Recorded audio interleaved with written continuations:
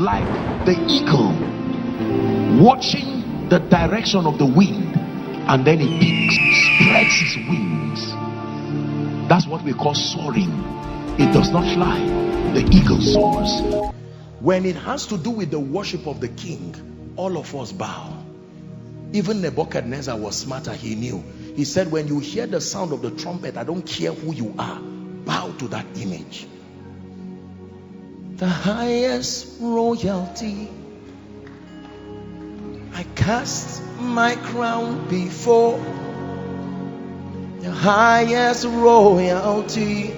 So there is a meeting point where businessmen, apostles, prophets, teachers, are we together?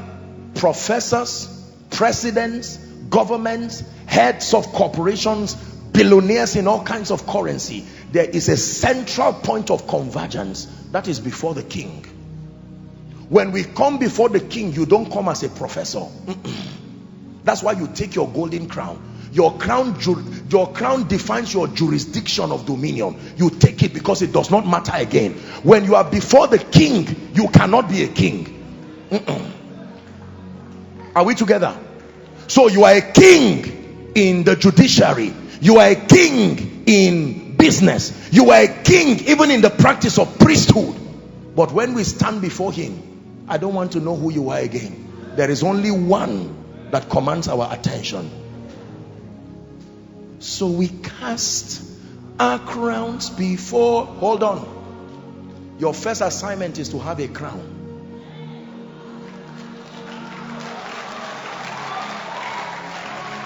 Your real worship is not your falling down. Your real worship is that your crown worships first. So by the time you stand before him without a crown, he says, what happened? I said you are kings. Where is the crown for being an influential person in the judiciary? There's nothing to cast. Esther, where is your crown? The anointing didn't come for you to heal the sick. It came to take you to the palace. Esther, there is a roll call of worship in heaven. I do not see the crown of Esther. So when we stand to worship him, Elijah stands with his prophetic crown. Daniel stands with his governmental crown. Joseph stands with his economic crown. Are we together? Ruth, Naomi, all of them. And together we cast our crowns before. Now you understand the song. The highest royalty, I am undone before your glorious majesty. He's the King of kings and Lord of lords. You are the King of kings. Listen, you understand the song now? When you are getting your crown, it is because one day you will cast it before him. So when you stand before him, you will say, I am a professor. Lord, I did well. I stood to represent your purposes in the educational sector, but I am still a priest. So as Elijah kneels down, the professor kneels too. The doctor kneels too. I have become a consultant surgeon. Through my expertise, I have set up hospitals today, and by the privilege of God's grace, I have advanced the purposes of the kingdom. Oh king, here is my report. The king bows to the King of kings. That's what Daniel saw. Daniel did not see weak men. Read the vision of Daniel. Daniel saw kings bowing to the king.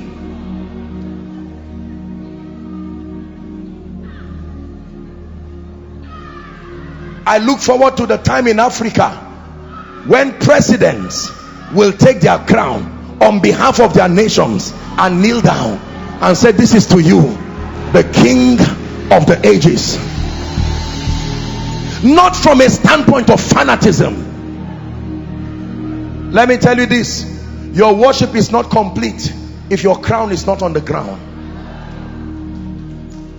Your worship is not complete if you failed in your assignment to discover the place of your crown. No.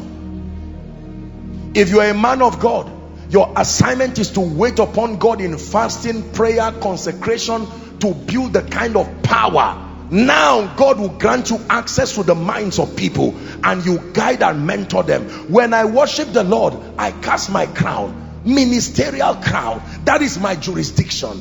I cast it with honor.